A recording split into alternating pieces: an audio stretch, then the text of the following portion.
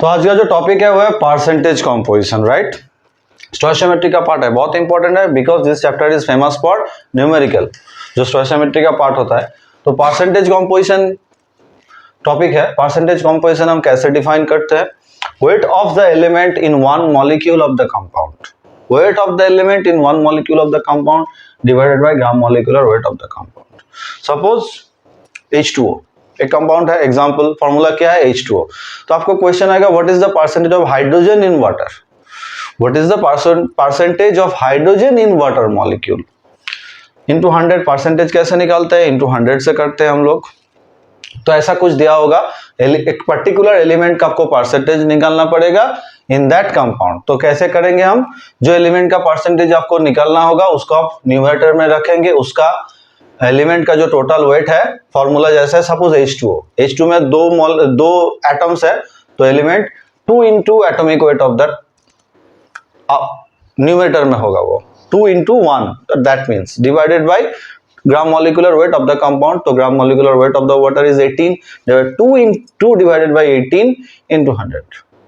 ऐसे निकालेंगे हम परसेंटेज कॉम्पोजिशन। तो देख लेते हैं बोर्ड में क्या क्वेश्चन आया था। ओके, तो आपका पूरा क्लियर हो जाएगा। ये 2021-22 में क्वेश्चन आया था। अब बोर्ड का सीधा डायरेक्ट बोर्ड के क्वेश्चन ऊपर लेके चले हम लोग। तो परसेंटेज कॉम्पोजिशन का ये था formula, wait of the element present in one compound divided by gram molecular weight of the compound into 100। Percentage में निकाले तो 100 से मल्टीप्लाई करना पड़ेगा। तो क्वेश्चन आपका ये है, the percentage of hydrogen present in NaOH, sodium hydroxide. मतलब सोडियम हाइड्रोक्साइड एक कंपाउंड है, उसमें हाइड्रोजन का परसेंटेज आपको निकालना पड़ेगा, सीधी बात। उसमें क्या डेटा का आपको क्या दिया हुआ है? The molecular weight of NaOH which is equals to 40 and the atomic mass of, ये आपको मस्ट भी है, hydrogen atomic weight of hydrogen is 1। Therefore देखिए फॉर्मूला में क्या है, एक ही हाइड्रोजन एटम है। तो न्यूमेरिकल कैसे करेंगे?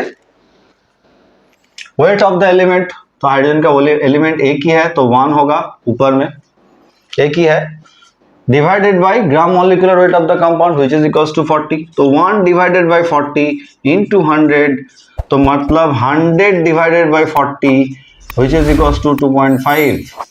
तो आपका आंसर है B, sorry A, not B, 2.5। Clear? तो ऐसे निकालते हैं परसेंटेज कंपोजिशन। अब आते हैं empirical formula and molecular formula. Now the empirical formula and the molecular formula. Percentage composition आपका हो गया, पूरा क्लियर हो गया। अब आते हैं empirical formula and molecular formula. तो एम्पिरिकल फॉर्मूला क्या है? The formula which shows the simplest whole number ratio of the atoms present in compound. मतलब simplest whole number ratio of the atoms present in compound. तो मतलब suppose एक example लेके चलते हैं, डेफिनेशन आप बुक से पढ़ लीजिएगा, डेफिनेशन वहां पे अच्छी तरह से दिया हुआ है, तो बुक इस डेफिनेशन आप फॉलो कर सकते हैं। तो एग्जांपल लेके हम लोग समझ सकते हैं, कॉन्सेप्ट क्लियर कर लेते हैं। Suppose glucose, Glucon D glucose, okay, D glucose, L glucose, हम लोग वो भी पढ़ेंगे क्लास 11-12 में। तो ग्लूकोज क्या है, फॉर्मूला क्या है, राइट? C6H12O6। क्या है फॉर्मूला? C6H12O6। मतलब 6 कार्बन है, 6 कार्बन एटम्स है, 12 हाइड्रोजन एटम्स है एंड 6 ऑक्सीजन एटम्स है। तो simplest whole number ratio of the atoms in that compound क्या होगा? सिंपलेस्ट होल नंबर रेशियो देखिए, मतलब 6:12:6 which is equals to 1:2:1। तो फॉर्मूला क्या आ गया आपका? एम्पिरिकल फॉर्मूला क्या आ गया आपका? मतलब एक कार्बन एटम है, 2 हाइड्रोजन एटम है और 1 ऑक्सीजन एटम है। Then the formula can be related as CH2O. This is the empirical formula of glucose, which represents the simplest whole number ratio of the atoms present in that compound. Clear? This is known as empirical formula. Now, what is molecular formula? This is the actual representation of the atom. Actual number of atoms जब आप ratio करोगे, तब जो निकल के आएगा formula, तब उसे हम क्या बोलेंगे? Molecular formula. Therefore, the molecular formula of glucose is C6H12O6 and the empirical formula of glucose is CH2O. Suppose एक कंपाउंड बना हुआ है 2 कार्बन से, 6 हाइड्रोजन से, 1 ऑक्सीजन से। ओके, तो उसका empirical formula and molecular formula क्या होगा? क्या बोला मैंने? C2H6O, 2 carbon atom, 6 hydrogen atom, एक ऑक्सीजन एटम। तो इसका molecular formula and empirical formula क्या होगा? राइट, तो सिंपलेस्ट होल नंबर रेशियो निकाल लेते हैं। क्या होगा? 2:6, दैट इज 1:3। नो, बिकॉज यहाँ पे 1 भी है, देयरफॉर इसका एम्पिरिकल फार्मूला जो रेशियो आएगा वो है 2:6:1। तो एम्पिरिकल फार्मूला भी वही होगा जो इसका मॉलिक्यूलर फार्मूला होगा। कुछ कुछ एक्सेप्शन है, जो रेशियो में डिवाइड नहीं होता वो उसका empirical formula and molecular formula दोनों ही सेम होता है। क्लियर? नाउ और एक पार्ट है इसमें, empirical formula wait and molecular formula wait. ये जो पार्ट है इसका वेट जब हम निकालेंगे, when you evaluate the empirical formula, after that you can calculate the empirical formula weight by putting the atomic weight of the respective element. Suppose carbon का 12 है, hydrogen का 2 है, तो 2 into 1 एंड ऑक्सीजन का 16 है, तो क्या आ जाएगा? This is the empirical formula wait. क्या बोला मैंने?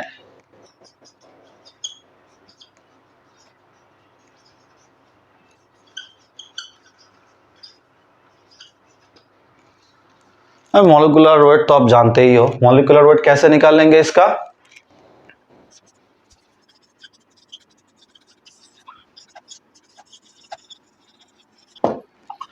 तो ये था आपका molecular formula weight of glucose and ये था आपका empirical formula wait of the glucose. Clear? क्यों मैंने ये सीखा?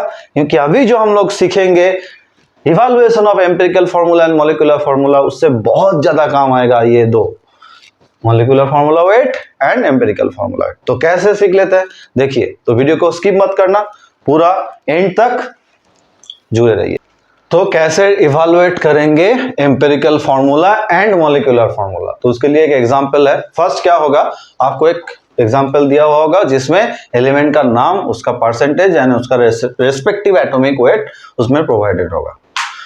उसी डेटा को आपको यूज करके आपको निकालना पड़ेगा empirical formula as well as molecular formula. हम दोनों सीखेंगे आज। तो उसके लिए एक चार्ट आपको बनाना पड़ेगा, element, percentage composition, atomic weight and the relative number of atoms and simplest ratio. ये सिंपलेस्ट रेशियो बहुत इंपॉर्टेंट है, इसी से एम्पिरिकल फार्मूला निकाला जाता है। ठीक है, तो एलिमेंट आपको क्या क्या दिया हुआ है?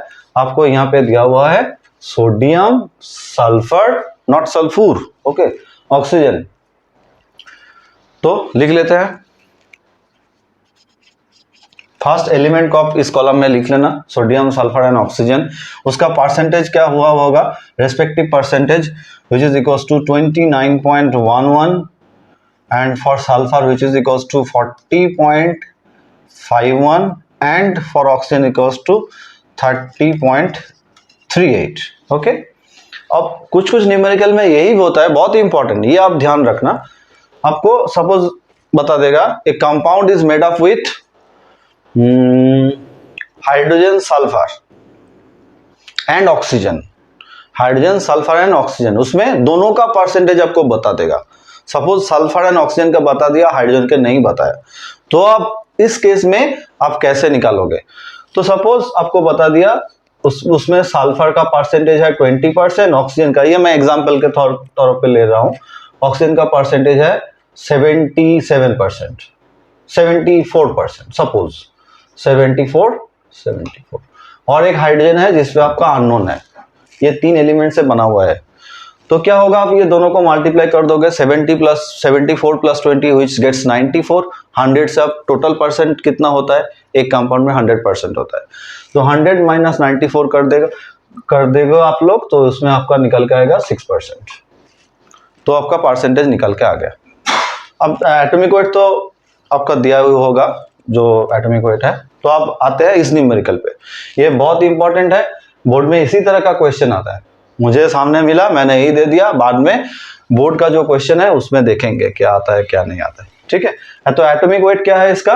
23 है सोडियम का, हम लोग जानते ही है। सल्फर का क्या है? 32, ऑक्सीजन का क्या है? 16। ये डेटा आप लिख लीजिए। अब क्या करना पड़ेगा, percentage, respective percentage divided by its atomic weight, respective percentage divided by atomic weight. तो सोडियम के क्या होगा 29.11 डिवाइडेड बाय 23, इसका होगा 40.51 डिवाइडेड बाय 32 और इसका आएगा 30.38 डिवाइडेड बाय 16, राइट। तो कैलकुलेशन करके क्या आएगा, आप कैलकुलेशन कर लीजिएगा, यहाँ पे आपका आंसर आएगा, आप कैलकुलेटर यूज कर सकते हो, ओके। तो इसमें आएगा 1.26 फर्स्ट वाला पार्ट, सेकेंड वाला पार्ट मैंने कैलकुलेटर से अभी किया है, मेरा जो टीममेट है वो कैलकुलेटर से कर रहे हैं। इसका भी 1.26 आ गया। तीसरा में क्या आया 1.89, ओके। ये आपका रिलेटिव नंबर ऑफ एटम्स, मतलब इस कॉलम का मीनिंग क्या है, रिलेटिव नंबर ऑफ एटम्स मतलब इतना नंबर ऑफ एटम्स प्रेजेंट है इस कंपाउंड में। ये हो सकता है क्या फ्रैक्शनल नंबर में, हो सकता है एक्सेप्शन हम क्लास 11 में सीखेंगे एक्सेप्शन, ठीक है, हो सकता है कुछ कंपाउंड में होता है fractional number of atoms, but generally molecular formula और एम्पिरिकल फार्मूला का डेफिनेशन क्या है, आपका स्टैंडर्ड में डेफिनेशन क्या है, this is the simplest whole number ratio.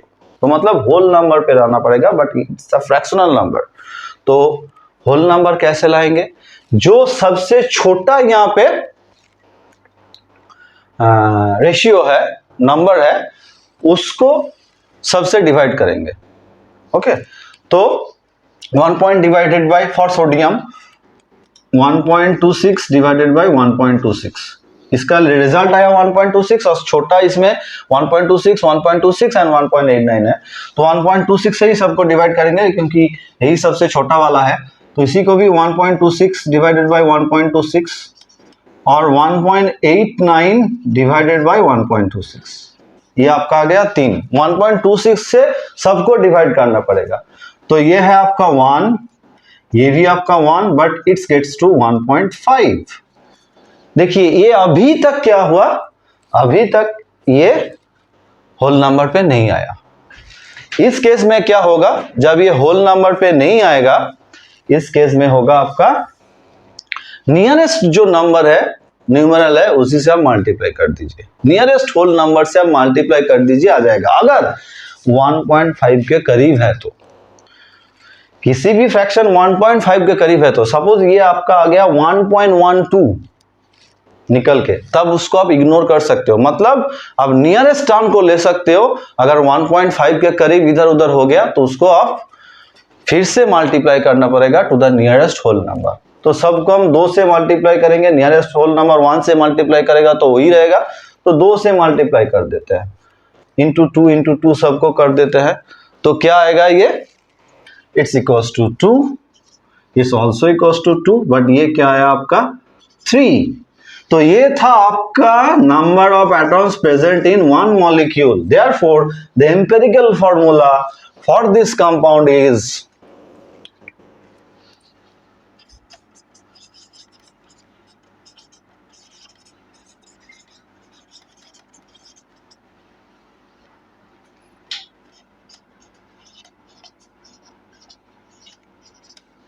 Na2H2O3, because 2 sodium यहां पे आया, 2 सल्फर यहां पे आया, ऑक्सीजन 3 आया। तो फॉर्मूला क्या है Na2H2O3। यही से हम लोग निकाल लेंगे एम्पिरिकल फॉर्मूला वेट। तो वेट क्या आएगा, क्या बताया मैंने, जगह की शॉर्टेज के वजह से सिर्फ वेट मैंने लिखा है, एम्पिरिकल फॉर्मूला वेट पूरा सेंटेंस होगा। तो उसका क्या आएगा 23 into 2 plus 32 into 2 plus 16 into 3। तो 23 इंटू 2 जा 46 प्लस 64 प्लस 48, तो क्या आएगा इसमें 158। ये आपका आएगा एम्पिरिकल फॉर्मूला वेट। देखिए फर्स्ट स्टेप तो आपका हो गया, डिटर्मिनेशन ऑफ एम्पिरिकल फॉर्मूला, ये तो स्टेप आपका हो गया। इसी से हम लोग क्या करेंगे, मॉलिक्यूलर फॉर्मूला भी निकाल लेंगे।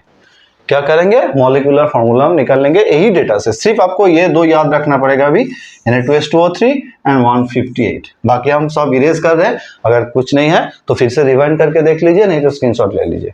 तो एम्पिरिकल फॉर्मूला हम लोगों ने देख लिया, which is equals to which was Na2H2O3।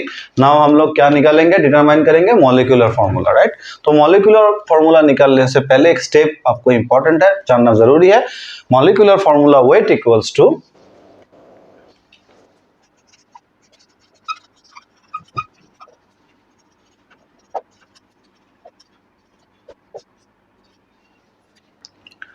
Molecular formula weight equals to empirical formula weight into n। ये मल्टीप्लाई है, ये n है, into n, n is a factor, okay. अब मॉलिक्यूलर फॉर्मूला वेट आप कैसे निकालोगे, आपका डायरेक्ट प्रोवाइडेड होगा और एक डेटा प्रोवाइडेड होगा, उस न्यूमेरिकल में नहीं था, क्योंकि मैं उसी न्यूमेरिकल को अभी फॉरवर्ड कर रहा हूँ आगे to determine the molecular formula. तो इसका ऊपर डायरेक्ट मॉलिक्यूलर फॉर्मूला वेट आपको मतलब RMM, इसका मतलब है RMM, molecular mass of the compound. तो मॉलिक्यूलर फॉर्मूला वेट आपको दिया हुआ होगा नहीं तो वेपर डेंसिटी दिया हुआ होगा, दो। इधर मॉलिक्यूलर फॉर्मूला वेट आपको मतलब रिलेटिव मॉलिक्यूलर मास आपको दिया हुआ होगा, नहीं तो वेपर डेंसिटी आपको दिया हुआ होगा। तो वेपर डेंसिटी अगर दिया हुआ होगा तो क्या करेंगे, 2 into vapour density equals to, पिछले पोर्शन में हम लोगों ने सीखा 2 into vapour density equals to relative molecular mass. तो उसी को 2 से मल्टीप्लाई कर दीजिएगा तो मॉलिक्यूलर फॉर्मूला वेट आपको निकल के आ जाएगा, राइट। तो हम लोग निकाल के लेते हैं मॉलिक्यूलर फॉर्मूला वेट क्या है इसका।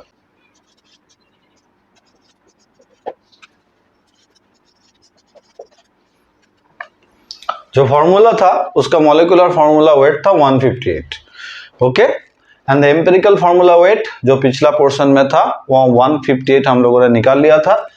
तो n का वैल्यू क्या निकल का था, n equals to 158 divided by 158 which is equals to 1। अब ऐसे कैसे निकालेंगे मॉलिक्यूलर फॉर्मूला, मॉलिक्यूलर फॉर्मूला कैसे निकालेंगे, यही फॉर्मूला, सिर्फ वेट को आप हटा दीजिए।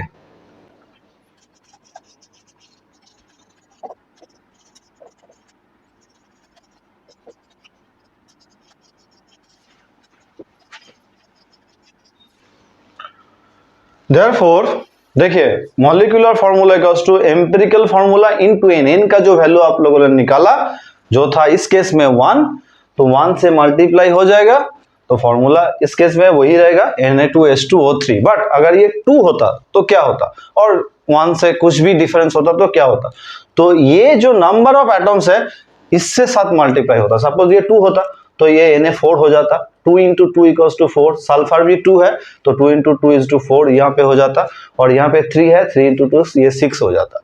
जो भी वैल्यू निकल के आता वो ये हो जाता। ये 1 है तो यही रहा। तो एक्चुअली बात ये था, आपको मेन पोर्शन था एम्पिरिकल फॉर्मूला निकालना, उसके बाद एम्पिरिकल फॉर्मूला वेट, देन आपको ये डेटा प्रोवाइड होगा either relative molecular mass which is also known as molecular formula weight, और वेपर डेंसिटी। अगर वेपर डेंसिटी दिया हुआ है तो 2 इंटू वेपर डेंसिटी कर दीजिए, ये मॉलिक्यूलर फॉर्मूला वेट निकल के आ जाएगा। देन आप molecular formula wait, empirical formula wait जो निकाला था इंटू n कर दीजिए, तो n का वैल्यू वहां से आपको निकल के आ जाएगा। n इस केस में 1 है, कुछ भी आ सकता है, सिर्फ ये फ्रैक्शनल नंबर पे नहीं आ सकता, ओके।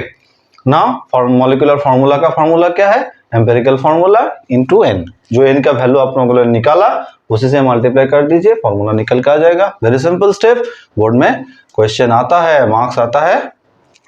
देखिए बाद में हम लोग सीखेंगे बोर्ड में कैसे क्वेश्चन आता है।